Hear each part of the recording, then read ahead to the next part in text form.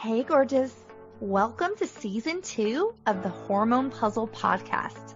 I'm your host, Coach Kayla Smith, CEO of the Hormone Puzzle Society, a women's health hub for fertility, hormones, and the business of coaching, creator of the Hormone Puzzle Method, an infertility warrior, two-time boy mom, and women's health expert. This podcast is for women struggling with infertility, painful periods, terrible PMS, or really just any symptom of hormone imbalance that they are ready to eliminate for good. Tune in weekly as we interview amazing experts in the fields of women's health, breaking down those hormone walls, nerding out on nutrition, and having way too much fun. Whether you're beginning your journey or you've been struggling for years, we're going to finally help you put those pieces of your hormone puzzle back together so that you can get pregnant and eliminate those pesky symptoms for good. Are you ready? This season is packed with even more expert guests sharing groundbreaking knowledge, giving you that jolt of energy that you so desperately need, sending you lots of virtual hugs, and inspiring you to take your fertility into your own hands and make that baby. Thank you so much for tuning in. Now let's get started on your road to transformation. Today's guest is Dr. Anna Garrett, who is a clinical pharmacist with over 25 years experience and has worked in a variety of practice settings. While traveling her career path, she discovered that working with women in the middle of their lives is her true passion. Dr. Anna uses functional medicine approach in her practice and has included things like hormone balancing, weight loss, gut health, and health coaching. Her programs are all designed to help women in perimenopause and menopause escape from hormone hell and feel amazing in their bodies so they can rock their mojo through middle and beyond. She is also passionate about teaching women how to advocate for themselves in the healthcare system. Dr. Anna is a certified integrative coach and bar master certified coach. In 2019, she published her first book, Perimenopause, the Savy Sister's Guide to Hormone Harmony. Dr. Anna lives in the beautiful mountains of Asheville, North Carolina, with her husband, Dan, and best dog ever, Max. Now listen in as we talk about hormones, menopause, perimenopause, and how to be a savvy sister living in harmony. Let's welcome Dr. Anna to the show. Hey, Dr. Anna, welcome to the show. Thank you so much for being here. Well, thank you for having me. I'm delighted to have a chance to talk with you today. Me too. I'm really excited about this conversation. So let's dive into that. Tell us a little bit more about who you are and how you started working in women's health. Well, as I tell people, it's an anything but linear path, as most of us probably experience. But I'm a doctor of pharmacy by training, and I've been one for 25 plus years. I've stopped counting. And when I was in my late 40s, I was actually working for the local hospital here. And I was doing health coaching for our employees because that was one of our wellness benefits. And I would invariably get the women who would come in and say, I'm 49, I'm about to turn 50, all these things are going on. And I was like, and this is long before I had started down the hormone, education rabbit hole. And what really made an impression on me was one particular client who came in and said, I've been admitted to the psych ward twice, once on the good side and once on the bad side. And the good side is where you admit yourself. The bad side is where you try to commit suicide. And I was like, oh my God. And she said, they loaded me up with all these psych meds, but I just knew deep down that it was not a psychiatric problem. She said, I thought it was hormonal. And as it turns out, she was right. And she got hooked up with a clinic that specializes in hormone therapy and got her hormones back in balance, got off all the meds, and was like a new person. And I was like, are you kidding me? This is what can happen. And so here I am, I'm like, I don't know, 47 at the time. And I'm like, oh, and I thought, well, as a pharmacist, I could probably do a lot to help women with this. And my intention had been to start a business, and I was moving in that direction, but I was basically just going to do coaching for women in midlife. And I thought, well, I've got a pharmacy degree, and it took me a long time to get that, so I might as well see if I can incorporate that. And so I went to visit a friend who has a compounding pharmacy in Durham, North Carolina, and she was doing hormone consultations, and so I sat in with her for a day, and when I walked out at 5:00, I knew that was the missing piece. And so I started to incorporate that into my business plan. And on my birthday 10 years ago, I started my business. Oh, I love that. That's an amazing story. And I find so many of us, that's how we get into this business, our own personal story and struggles. And then we kind of make it our own and want to help people through it. So I love that story. So let's dive in a little bit with hormones. What is happening to our hormones as we enter perimenopause and then into menopause? So perimenopause is the time period where from the time your hormones start to change, which can be anywhere from like 35 to 42. And basically what's going on is you're not ovulating as frequently. And so when that starts to happen, you don't produce much progesterone, which allows estrogen to then run the show all month, because in our perfect world, estrogen is sort of highish. It's moving up to the middle of the cycle, and then it starts to sort of level off, and progesterone after ovulation rises sharply, and it counteracts the effects of the estrogen. Well, if you don't have the progesterone to counteract those effects, you start to experience things like anxiety and insomnia, weight gain, fatigue, periods that are really, really heavy and can be closer together, can be farther apart. So anything is pretty much fair game when it comes to that. And that period of time lasts anywhere from 5 to 10 years on average. And then menopause is just one day of your life. It's the day that marks a year since your last period. And then postmenopause is everything after that. So it's a very long transition. And, a lot of women are just told by their doctors, well, suck it up, buttercup. And right. That's a long time to be miserable. So a lot of life wasted there. So there are a lot of things you can do to help yourself. There are alternative people you can work with if your doctor isn't willing to dive into that. And, really it's not their fault because they don't have the training. And there's no incentive to go out and get the training. So it's not really set up for midlife women's success. Let's just say that. Exactly. And I always talk about, we don't have to struggle with those symptoms. Those are symptoms. Those are your body's way of saying like something's off. Right. And if you can fix the hormones, you can usually eliminate the symptoms. Or even maybe not even fixing the hormones. I've had women that if they stop drinking alcohol, everything just magically gets better. So it doesn't have to always be complicated. It can be lifestyle changes that people don't want to hear about. Like, right. Who wants to hear, you got to give up your wine and your sugar. But, you give people the information and then they do with it what they will. So anyway. Yes, I completely agree. So let's talk about that. What are some things that we can do if we're experiencing, say we're heading into perimenopause and we start getting some of these symptoms pop up and we haven't had this before and we're like, what the heck is going on here? I'm too young for this. Like what do we do? What are a couple of things we can focus on?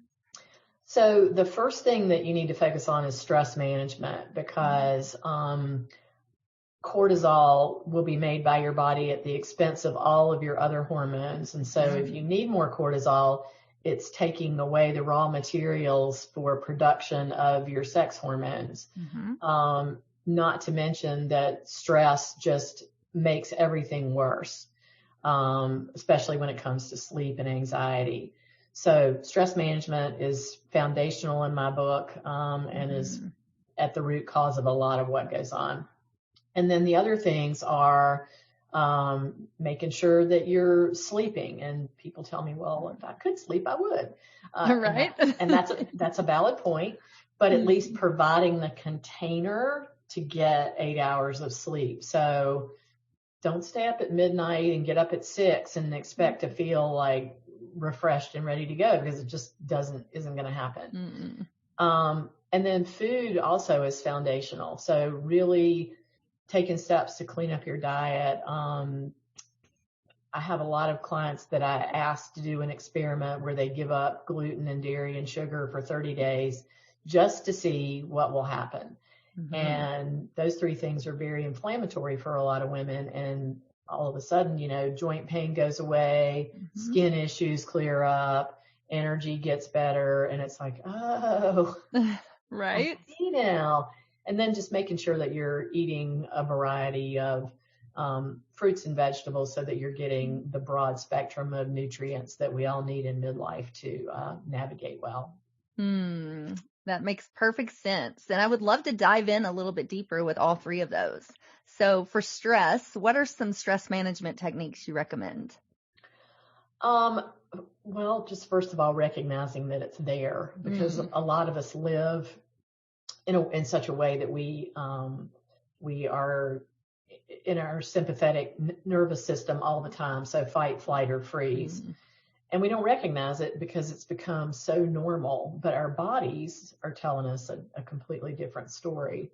And so I find breathing exercises can be super effective for anxiety and panic attacks.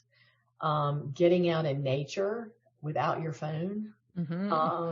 Very important. Taking a day to be unplugged. Asking for help. There are so many women who will not ask for help. And if your kids are old enough to help do chores and, pack their own lunch, then have them do it. Right. And so there's a book called, I don't know if you've read it or not, but it's called Burnout, The End of the Stress Cycle. I love that book. So I would highly recommend that book to everyone, because one of the main points in the beginning of the book is that stress is a cycle, and you have to do something to break that cycle. So like when a dog shakes, that's a dog ending its stress cycle.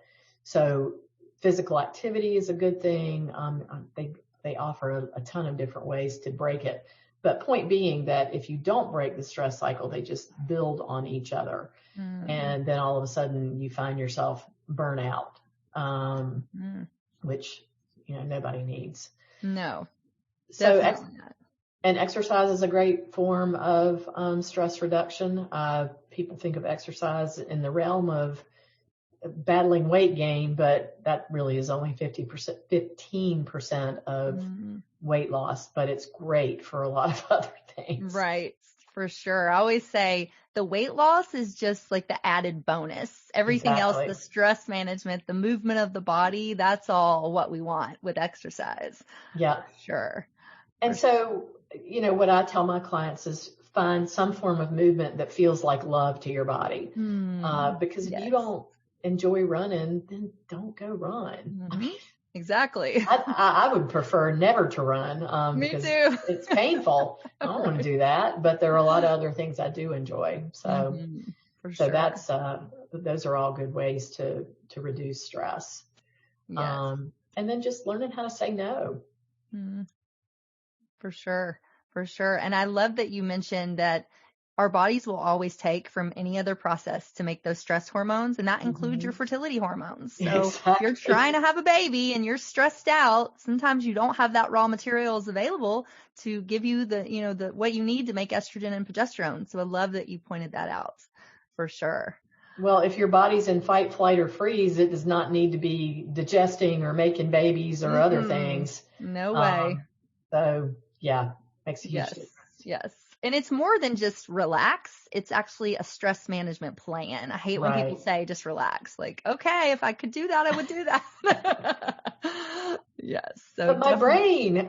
Right. For sure. For sure. So let's talk about sleep. What are some ways we can get good quality sleep and make sure that we're giving our body the rest it needs? Well, you're asking the veteran insomniac of, Oh, no.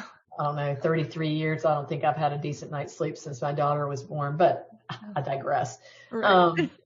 So staying off of devices after dinner, because that A, winds your brain up, and B, interferes with your melatonin production. So that's a step. Trying to keep a regular schedule. So I'm a go to bed at 9:30 kind of girl, because the sleep that you get prior to midnight is more restorative than what you get after midnight. So I'm kind of a 9:30 to 5:30 girl.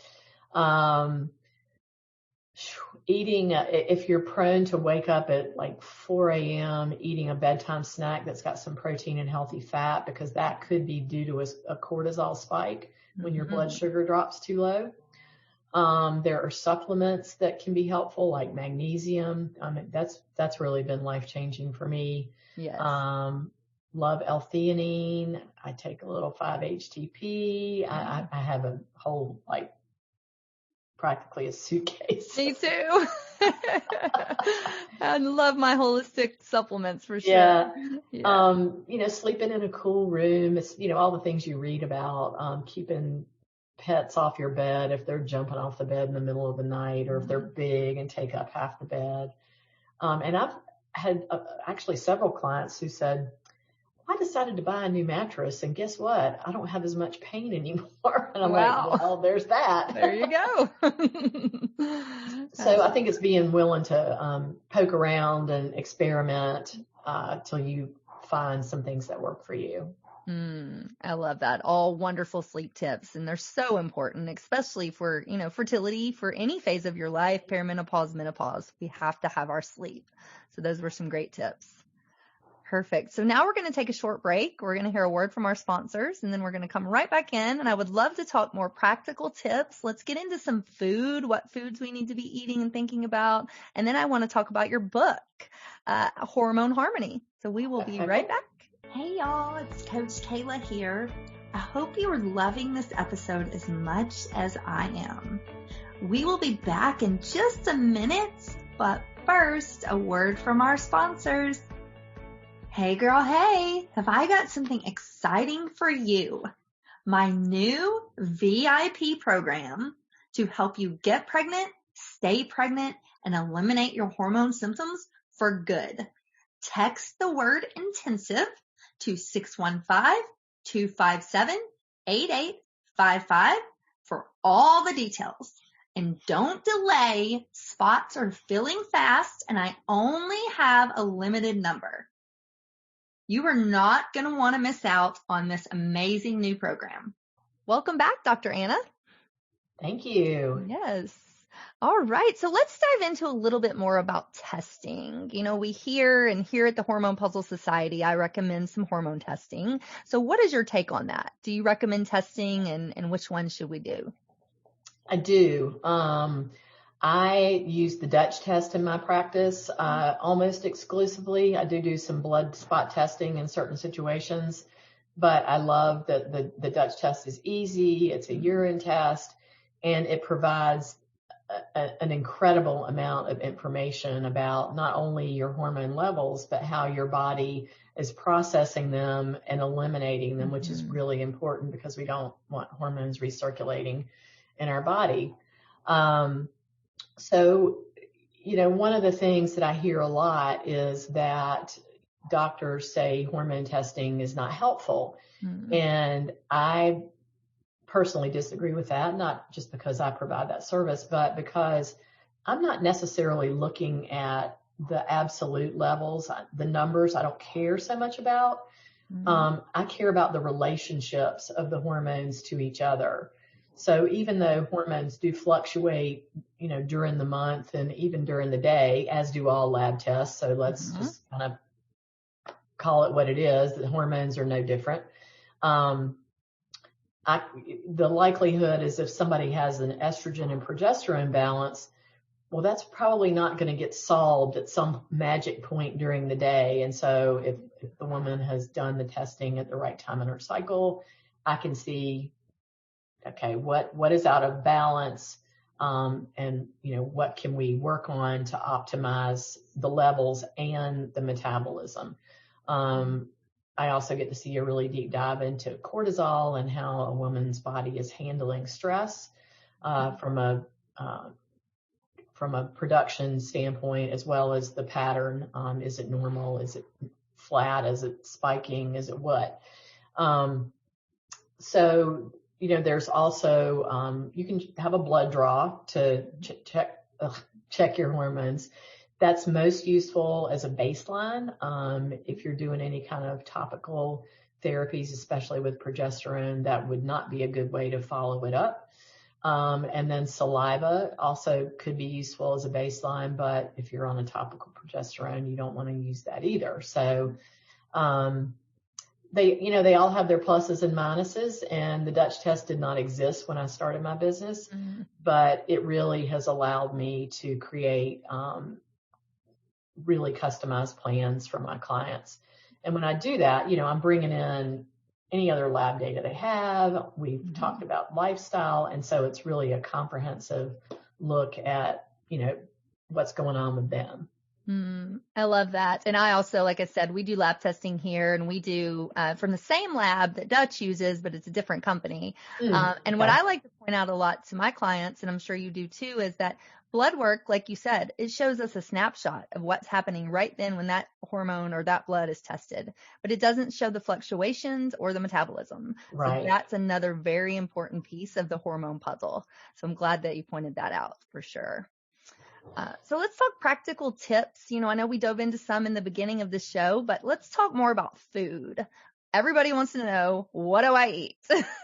So give us your kind of top picks for nutrition. Well, definitely a variety of fruits and vegetables. I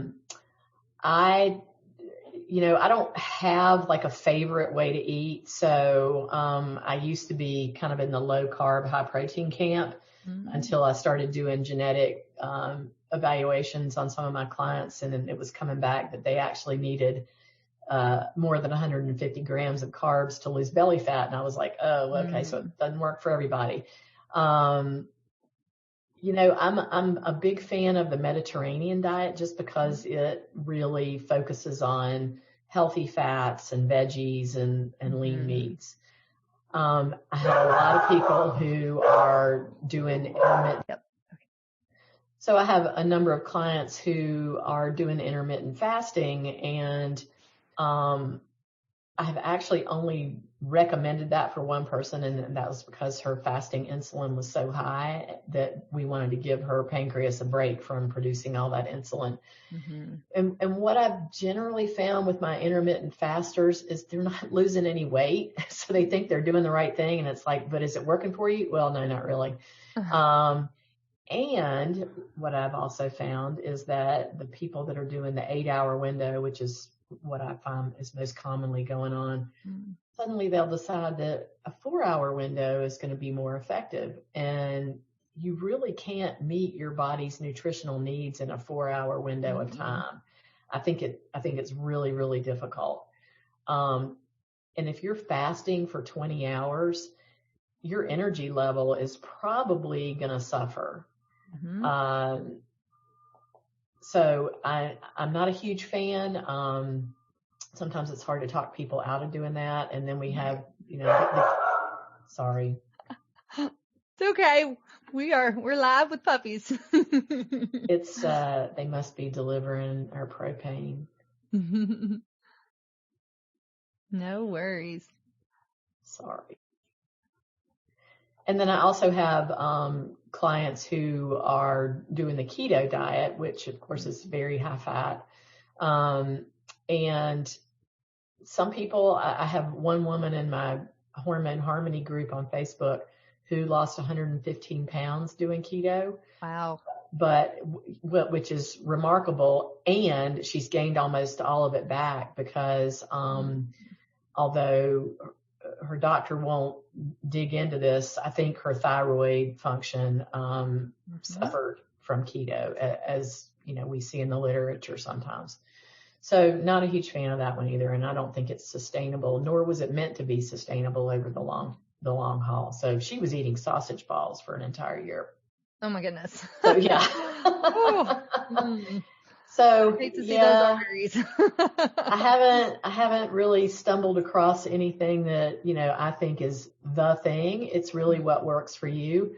And I have taught a weight loss class before and used a low glycemic approach, and that seemed to work pretty well for most women. But that kind of gets back to the Mediterranean diet. For sure. And that's what we talk about here. You know, we're all whole food, balanced nutrition. I love the Mediterranean diet, lots of vegetables, some fish, a little bit of chicken, you know, good healthy fats. So definitely agree with you on that. Yes. Well, and then there's the whole issue of gut health. So no matter how well you're eating, if you're not absorbing what you're taking in and digesting things well, it doesn't matter, and you can still have nutrient deficiencies. So I've added gut health as a service in the last year, and it's amazing what you find. Yes. So let's talk about that a little bit. I love talking about gut health. I feel like it's so important, and a lot of people aren't talking about it. They don't realize that you need to optimize that gut. So well, first, just give me a broad overview of what we need to be thinking about when it comes to gut health, and then how can we optimize our guts? So the things you need to think about are that your gut is where your nutrients are absorbed. So if you are not, if you don't have good eating hygiene habits, and by that I mean chewing well, eating mindfully, breathing while you're eating, not drinking too much liquid during your meal, you may not be digesting well. And I have found more than a few H. pylori infections because of decreased stomach acid. And sometimes those are not clinically important, and sometimes they are, depending on what somebody's symptoms are. And then the bulk of your neurotransmitters, so your serotonin and your dopamine and your happy chemicals, are made in your gut. So if your gut's not happy, your brain's not going to be happy. Right. Yeah, it goes gut to brain, not vice versa. Because there's a whole brain that lives in your gut. Yes. And then if the microbes get out of balance, then you can have things like irritable bowel and reflux and just all bloating. That's another big one that I run into. And so if you're having those symptoms, that's not normal. I mean, your doctor may say, oh, you just got irritable bowel syndrome. Well, you got it for a reason. Again, we're back to your body is, you know, waving the flag going, hello, pay attention to me. Yes. So all of the things are interconnected from your gut to your brain. And so that's why it's so important to pay attention to the health of your gut and do the things that can help support stomach acid. Probiotics can be useful for rebalancing your gut flora. Prebiotics give the good bacteria something to eat, making sure that you are taking in foods that will keep your butyrate levels good, so short chain fatty acid kinds of things. So there's just a lot to it, and it's not something that we think about. Right. And constipation is not normal. Nope. No way. I love that. So let's talk about myths. Are there any myths that you hear about hormones? And let's debunk a couple of those. Well, we've already talked about one, and that hormone testing isn't useful. So there's one. Another one, that you have to suffer in perimenopause and you just have to suck it up, and you don't. There are so many things you can do to help yourself. I have a YouTube video on this, actually. And That's okay. I didn't mean to put you on the spot. But those are some great ones that we've already discussed for sure. Yeah. And I think too, just to mention that it's important to pay attention to your hormones. A lot of people don't know what they are. Now it's getting better. But when I first started my practice, people were like, hormones, what is that? I don't even know what to do with that. So I think it's just learning that hormones control pretty much every process in our bodies, and we want to make them optimal. So we have no 100%. symptoms. Yeah. And, it's nice to see that the conversation is becoming a little bit more mainstream. Mm. Because when I started my business, there was nobody talking about all this. Mm-hmm. And, there was an element of shame around the whole menopause thing. Mm-hmm. And you know what? It's just a piece of the reproductive transition, and that's all it is. And so I think women think that it's something out of the ordinary. And what I say to some of the people that are really moaning about their perimenopause experience in my group, because there are a significant portion of people doing that, is it's like, when you started having periods, you were not hyper focused on every hangnail that you had.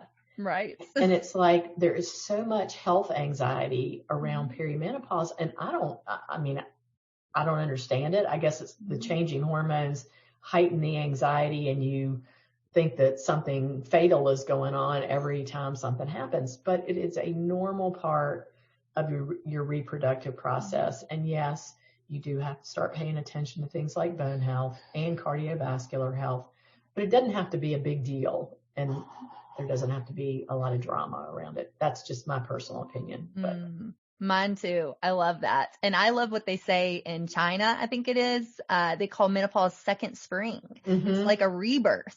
And so I think changing our mindset to, instead of dreading it, this is, a new beginning. You get to be reborn in this new wonderful way of being a woman. So I love to put that spin on it.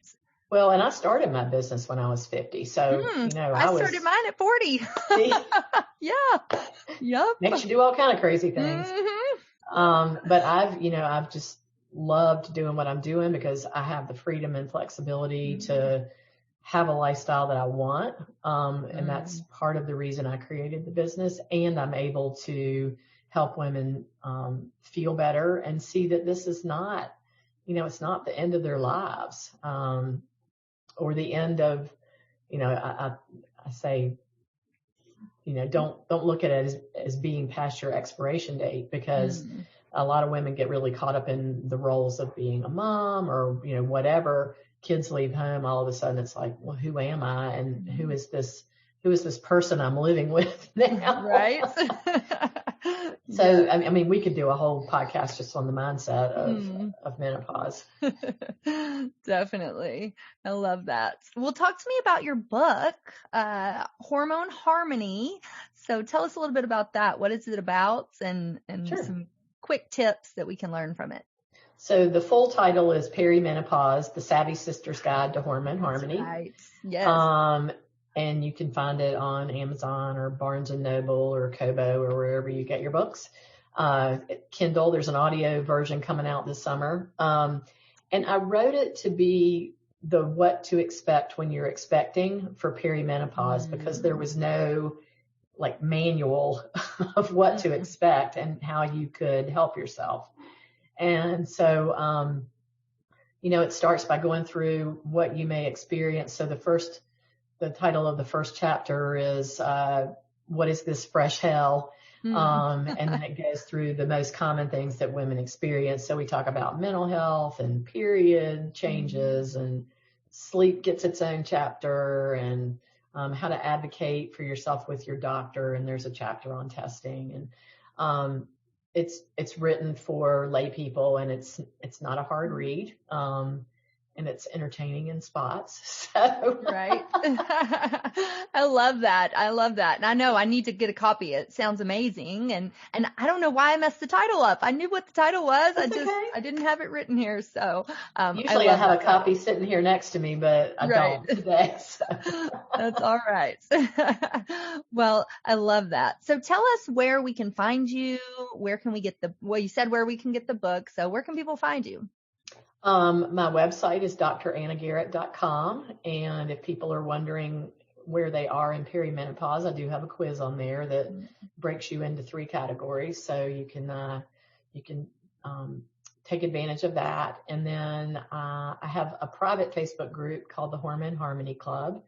And we've got 8,000 women in there who are talking about all kinds of topics, day and night.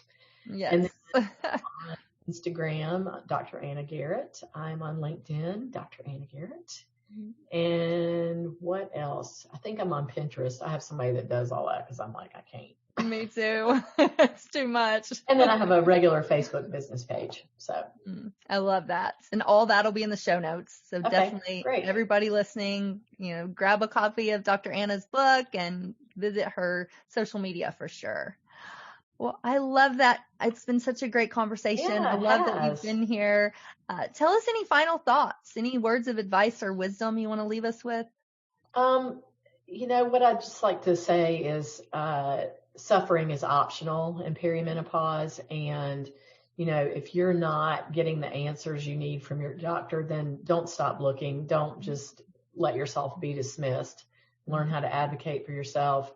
Consider working with providers who are outside of the traditional medical box. Yes, it can be an investment, but it's an investment that is well worth the time and effort and energy and money you put into it. And this is one season of your life. There's so much more to come. And so don't waste 5 or 10 years being miserable. That's crazy. I completely agree. And I am a huge fan of be your own advocate, with menopause, perimenopause, and fertility. If your doctor's telling you something that you don't think is right, then stand up and say, why are you saying this? And then if it's, find a new doctor if that doctor's not a fit for you. So exactly. I agree 100%. Because we're ultimately in charge of our bodies 24/7. So for sure. We need to know how they work. Yes. Well, I love it. Thank you so much again. It's been an honor to talk to you. I really appreciate it. So thanks for having me. It was awesome to talk to you and meet you and have this great conversation with you. Yes, for sure. And thank you everybody who's listening. And until next time on the Hormone Puzzle Podcast, bye for now. Hey, hang on just 1 second before you go. I want to make sure that you are aware of all of the amazing free resources that I have for you on my website at CoachKayla.com.